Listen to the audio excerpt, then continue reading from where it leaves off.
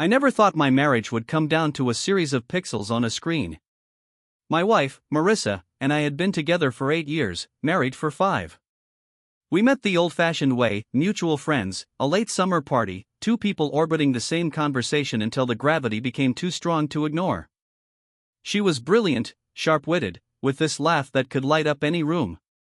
I was hooked. Over the years, life got busy. I worked in IT project management, she worked in marketing and dabbled in creative content. About a year ago, Marissa started managing social media accounts for brands on the side. Eventually, one of her freelance clients was a small but growing YouTube channel, a travel vlog that specialized in off-the-beaten-path destinations. The channel was run by a guy named Ethan Cole, think perfectly tousled hair, laid-back charisma, million-watt smile that came alive on camera. He had about 700K subscribers and a solid Patreon following. His videos were well-shot, engaging, authentic. I remember admiring them, once. At first, it seemed like a great opportunity. Ethan needed help with marketing, sponsorship deals, video descriptions, thumbnails, the stuff Marissa excelled at. She was excited about it, and I was happy to see her so engaged. The first sign I ignored was how much time she started spending on this side gig. She was always on her phone, always texting. Ethan needed her insight on a sponsorship deck. Ethan wanted her feedback on a new video cut. Ethan was stuck at a layover in London and just needed someone to talk to.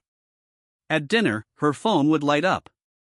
She'd excuse herself with a sheepish smile and disappear into another room. I chalked it up to enthusiasm, to career drive. I wanted to be supportive. One weekend, Ethan invited Marissa on a shoot, a weekend trip to a coastal town 2 hours away. "It's just business," she told me. "I'll be working with the crew the whole time." She insisted, almost too hard, that there was nothing to worry about. Against my gut feeling, I smiled and said, "Have fun." She came back sun-kissed and glowing, like someone returning from a vacation, not a work trip. I noticed how often she brought Ethan into conversations, how her eyes sparkled when she mentioned him. Still, I told myself I was being paranoid. Things escalated in small ways. She started dressing differently. New lingerie appeared in the laundry. She wore perfume on days she was working from home. Once, I came back early from a client meeting and found her flustered, quickly closing her laptop. "Just editing footage with Ethan," she explained. One night, curiosity got the better of me. While she was in the shower, I picked up her phone. The lock code hadn't changed. The first thing that greeted me was a string of texts. "Ethan, last night was incredible.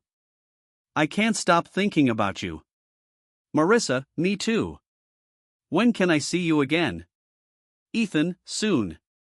I want more than just weekends away." My hands trembled. My stomach turned to stone. I scrolled further, photos I wish I could unsee. Screenshots of video calls, late-night messages about missing each other, about wanting to be together. They had been seeing each other for almost 3 months. I didn't confront her immediately. For 2 days, I walked around in a daze, oscillating between heartbreak and fury. Every smile she gave me felt like a lie. Every casual touch burned my skin. Finally, on a quiet Sunday evening, I couldn't hold it in anymore. "Are you in love with him?" I asked, voice steady but cold. She froze. Her face paled. "What are you talking about?" "Ethan," I said simply. "The dam broke." She cried, tried to spin it as complicated and confusing. Said she still loved me, but Ethan made her feel alive again. That I'd been so busy with work and distant lately, the usual justifications. I listened. And when she finished, I said the only thing I could manage. "I don't know if I can forgive this." That was a week ago. She's staying with a friend now. I haven't answered her texts. The house feels hollow without her, but at least it's honest now. And Ethan? I'm sure he's filming his next charming video, unaware that he's wrecked a marriage along the way. It's strange how quickly your world can go from solid ground to a house of cards. One swipe on a phone, one text thread, and the life you thought you had unravels. In the week after Marissa left, I was caught in limbo. Anger came first, white-hot, pulsing. Then the grief, slow and suffocating. I tried to distract myself, went into the office even when I didn't need to, stayed late, came home to empty rooms. I didn't touch the bed we used to share. I slept on the couch, surrounded by silence. The first few days, her texts came like clockwork. Marissa, please can we talk? Marissa, I miss you so much. I don't want to lose us. Marissa, I made a terrible mistake. Please answer me. I read them but didn't reply. What could I say that wouldn't feel hollow? Friends found out, as they always do. My brother called and offered a place to crash. My best friend Liam showed up with a six-pack and no questions, just sat with me in the dark while a mindless action movie played in the background. A few days later, Liam finally broke the silence. You need to decide, he said quietly. Are you done? Or is there something to fight for? The truth was, I didn't know. A part of me still loved her, or maybe loved the version of her I thought I knew. But trust? That was in ashes. Eventually, I agreed to meet her.